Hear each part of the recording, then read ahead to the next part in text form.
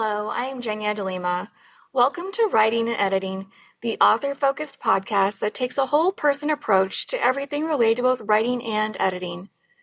Writing advice about relationships often takes a deep dive into romances, friendships, or maybe the relationship between a child and a parent. But what about sibling relationships? With siblings, there's shared history, experiences that are unique to this kind of dynamic, and as time passes, there may also be grief that's shared, but also uniquely felt. Here to help us explore how to write these relationships authentically is author Farah Naz Rishi. Well, first, I'm so thankful to have you here today. Oh, thank you so much for having me. So, what do you think makes sibling relationships different from other types of close connections? At least in my experience, I for better or worse, I think siblings tend to know each other better, the good and the bad. It's really difficult to filter yourself because they're seeing you at home, all the time. And at least with my younger brother, he would see the good, the bad, and the ugly, and could weaponize that against me or could lift me up in ways that other people couldn't because he would know exactly what we were going through or understanding parent dynamics better than anyone else could. When it came to friends, you have to explain the backstory and stuff, but there's just an inherent knowing that they have and they can work from that context. So yeah, it's a whole different beast of relationship, I think. No, I completely agree. And it's almost like this person probably has better insights into you sometimes than anyone else, including yourself, because they have seen every single aspect of who you are. And they probably also have a pretty good idea of the events that shape you, or even what those family dynamics were like within the family that no one else really has a clue about. Yeah, exactly. Well, since you mentioned having a younger brother, did you ever use any real life examples or scenarios in your writing or as inspiration? So for a lot of the dialogue, the anger and I think the longing to reconnect that happened specifically between Aiden and Eliza, I think I channeled some of those feelings into the conversations and the dialogue. My brother actually passed away, so a lot Oh, of so sorry. what the two of them, thank you, were exchanging, I think, came from those feelings of abandonment and feeling like, oh, you left, right? And so in a way, I think subconsciously, I think I was writing from that perspective as well, even though, of course, their circumstances were completely and utterly different. And my brother and I were a lot closer. So, yeah, slightly different, but also I think we can't help but insert some of that into the book. Could you share a little bit more about the siblings in your book and maybe where that feeling of abandonment comes from, but even why that type of abandonment isn't maybe what we would normally associate the word abandonment with? Yeah. So we have Aiden, who is essentially the main character, I think, is probably the best way to put it. He is the eldest brother who has a lot of issues on his plate. Namely, he, being the eldest, was essentially forced by his parents to take care of their prize-winning cockatoo. And so he didn't really have much of a childhood. And so he holds on to a lot of bitterness and resentment because of that. And then we have Eliza, who is the middle child, the younger sister. And her story is really the one about abandonment. She not only abandons her dreams of becoming a veterinarian, but she also feels abandoned by her older brother, who she felt was essentially a buffer between the parents and the siblings. And I think, she has a lot of grief that she's grappling with. And then we have the youngest brother, who is Summy, and he is just kind of stuck in the middle of their fight and tries very hard to be a peacemaker. So he's a sweetheart. And you just touched on this a little bit, but I wanted to talk too about the individual roles that each sibling plays. So maybe one is the peacemaker, or one is more of the adult figure, and then even how these roles might change as they age. So Eliza, I think, is a great example of that evolution because she very much was shielded, whether she realized it or not, by Aiden, who was the main victim, I think, of their parents' control and obsession over this bird, essentially. So when he left, she kind of had to start fulfilling that role and take on almost a mother role for Summy, and kind of be the glue that kept the family together after Aiden left. So I think she goes through probably the biggest evolution, Mm-hmm. whereas Aiden, who was the big brother and the caretaker, when he leaves, he kind of, is set free and doesn't have that kind of big brother mentality anymore. He becomes way more selfish, I think, maybe understandably so. And then Yeah, suddenly, no, yeah, he someone's does. just he really does. He's And insufferable he's sometimes. not always that understanding either about why his siblings feel the way they do. And Hmm. I think that that's kind of common when we see people who haven't had a typical childhood, or they feel that they haven't, or that Yeah, they've been denied something. he definitely has the emotional capacity of a potato, and I think writing him was really difficult because as I'm writing it, I know obviously his siblings at the end of the day just missed him, and Mm-hmm. there is that abandonment and that bitterness that he got to leave this dysfunctional family. But I think the core of the feeling was really just we miss you, and he has no Mm-hmm. idea. I think the idea that anyone would miss him is something that's so foreign to him because he's never had any sort of healthy relationship with anyone. Yeah.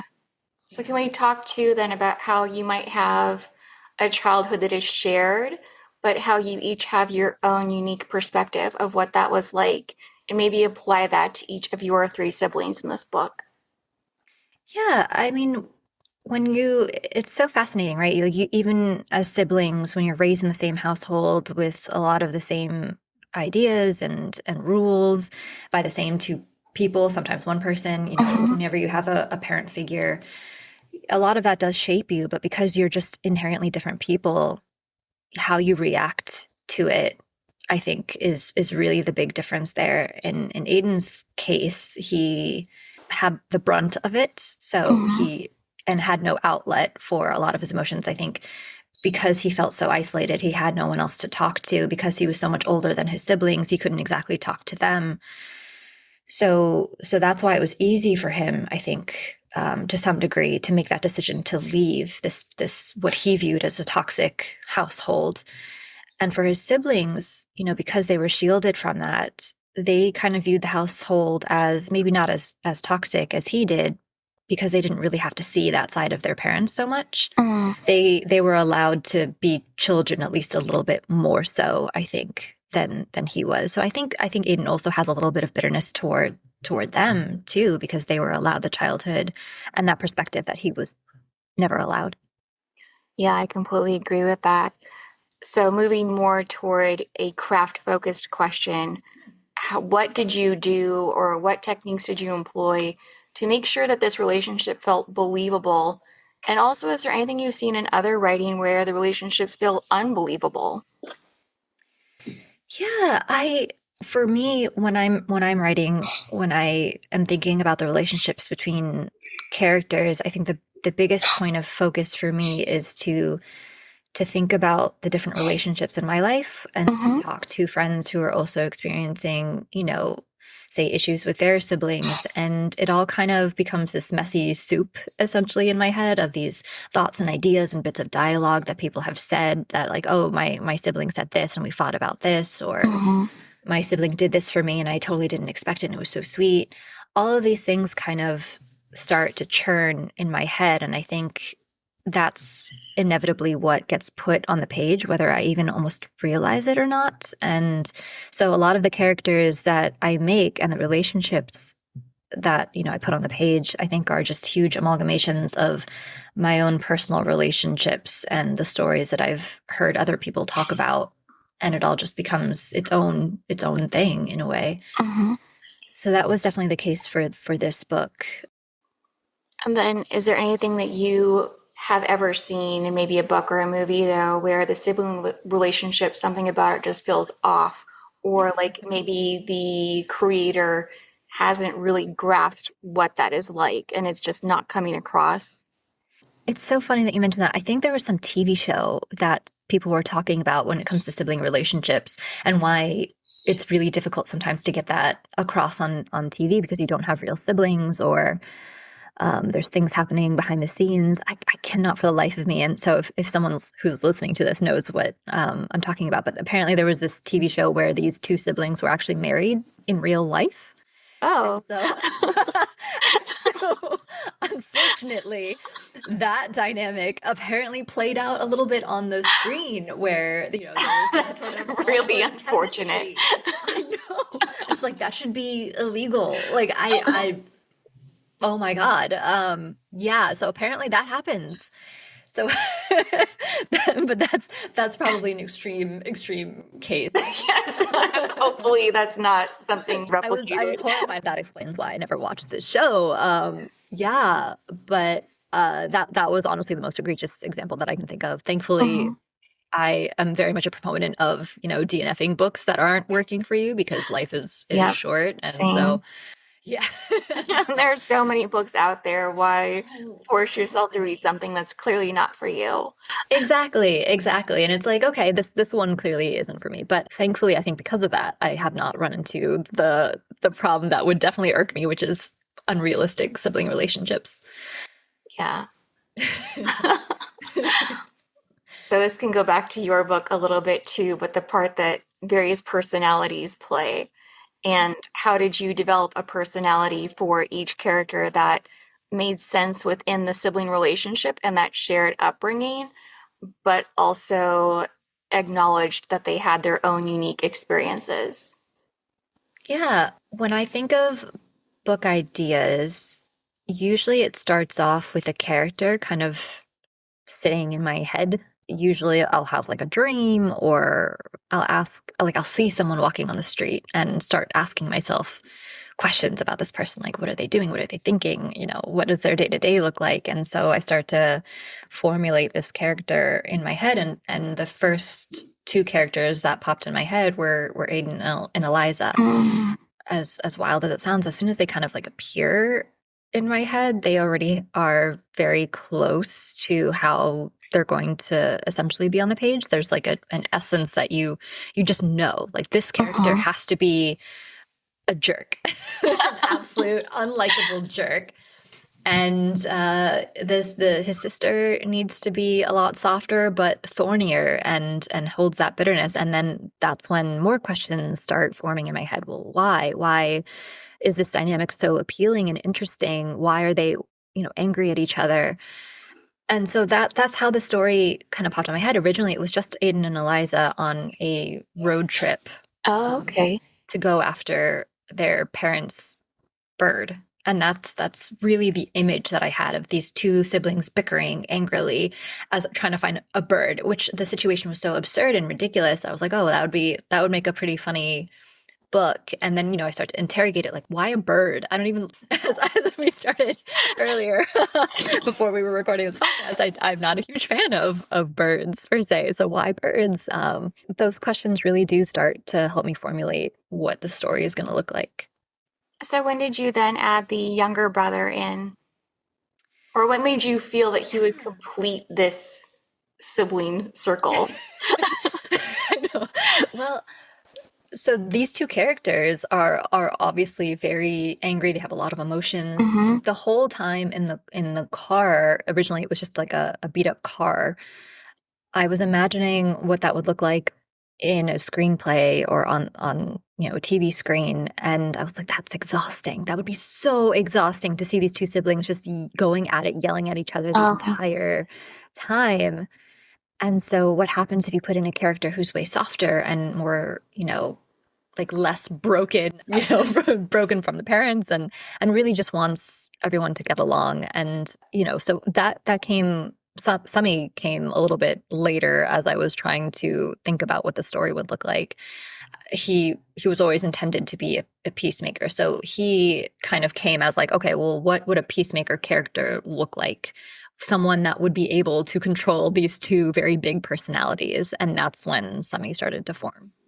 And then how did you make Aiden unlikable, but not so unlikable that readers started to wonder why his siblings didn't just write him off instead of wanting that reconciliation?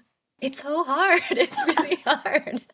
When I was younger, I would DNF books with unlikable characters because I had difficulty convincing myself why it would be worth following their story. And now, as I've gotten older, I think those are the only stories that I really gravitate to because I'm so interested in, well, how is this character going to evolve and how is the author going to be able to pull off me rooting for them in the end? Because that to me Yeah. is so fascinating and interesting how we can completely change our minds about a person. And I think it's also just more human and realistic to have characters that have been beat up by the world and hold on to a lot of baggage, but deep down maybe still have that heart. So for Aiden, as I was writing him, he was way too soft. I think that was just kind of the character that I always wanted him to be a jerk, but I just didn't know how to balance him being a jerk, but still, not making the reader be like, oh my God, he's so unlikable. I need to throw this book across the room. Right. Too bad he's not lost instead of the bird. But as soon as I first started writing that scene of him getting the news, I had hoped that, okay, we were showing that he has already gone through such significant loss and he clearly has a very strange reaction to hearing about it. Would that at least be intriguing enough to continue reading? And so, as someone who didn't necessarily always love unlikable characters, I had to ask myself, well, is it enough for me? And at some point after writing and rewriting, I hit a point where I was like, no, I am really curious about this character, even though he clearly is a jerk. Like he doesn't even seem to have much of a reaction to his parents' death. Oh, yeah, no, that's true. Yeah, Yeah, let's talk about that too. The different ways that they feel about their parents' death and the different ways that they grieve. right. So that was a really cathartic thing for me to write. I've also lost both of my parents, so a lot of Oh, man. what Aiden was experiencing, I think, also came a little bit from that of just this feeling of numbness. And I Mm, think that's for me the biggest thing where it was such a shock losing both of my parents that I almost couldn't grieve at first, and for weeks on end I barely cried. It was more just feeling completely numb. Like it was so insensible that, my parents had died and I was still, 28 at the time. oh, no, that's so young for that. Yeah. Yeah, yeah. So I think that's where I was able to write and pull from for Aiden. And I think it made sense for him because I also had a complicated relationship with my mom in particular. So I understood the unique discomfort of losing a parent at a young age that you don't have a healthy relationship with. Uh-huh. On one hand, you're grieving the parent, but you're also maybe more so even grieving the loss of a relationship that could have been. Right. Yeah. Now there's no chance to remedy that or to form that connection when you might have hoped that in later life you would. Yeah.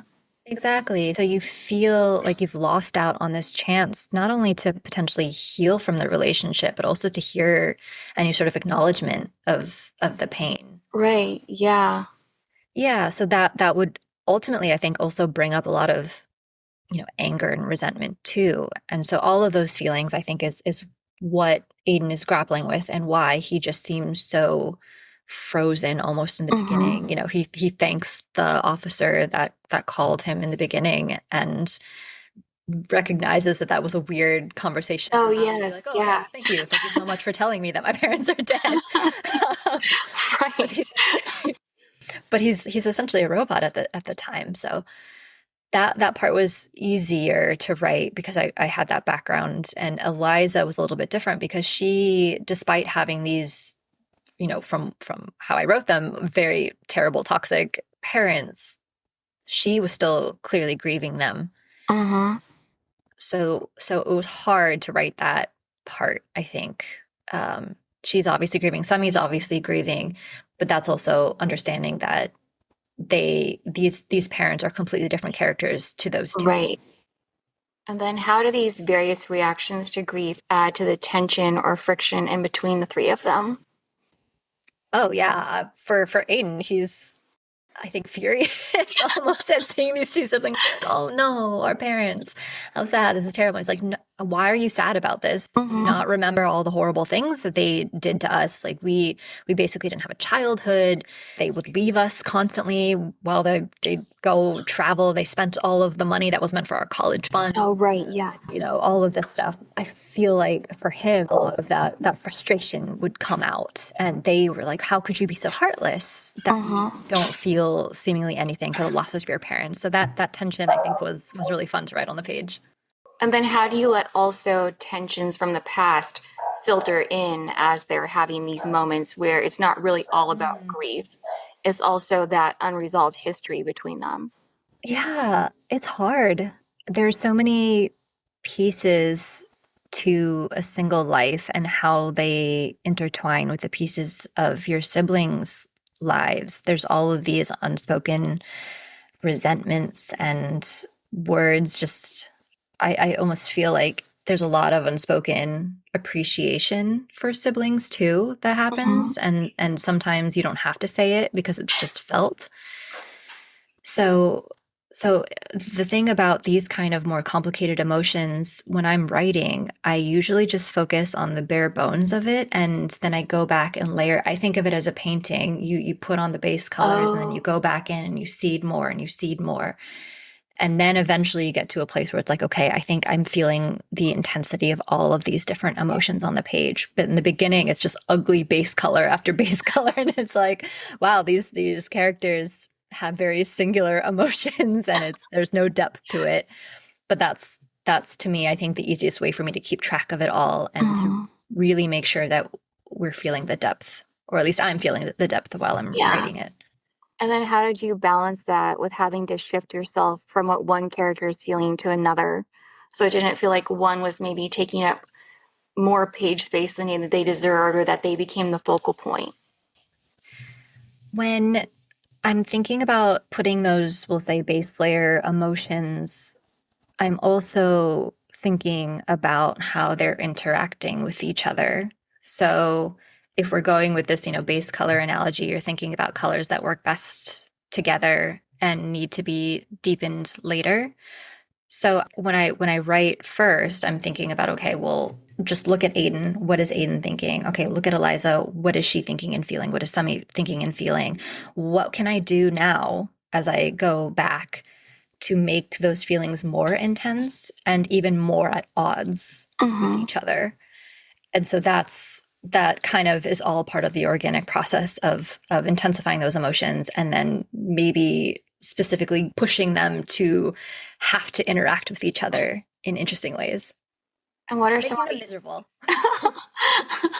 and what are some of the interesting ways that you did force them to interact? I have this fainting couch is really the best way that I can call it. And I part of the process for me is closing my eyes, listening to music that feels very much in line with the theme of the story Mm-hmm. and trying to visualize it again like a screenplay. And that's for me the easiest way that I can write. I'm essentially trying to watch a movie in my head and see, okay, if I were watching this as a movie, what would be most interesting to witness, to see, to be that fly on the wall, seeing this scene between these siblings. And as soon as I give myself space, I consider that part of the writing process for the day. And sometimes I have to pull myself away from the computer and just be like, okay, time to Mm-hmm.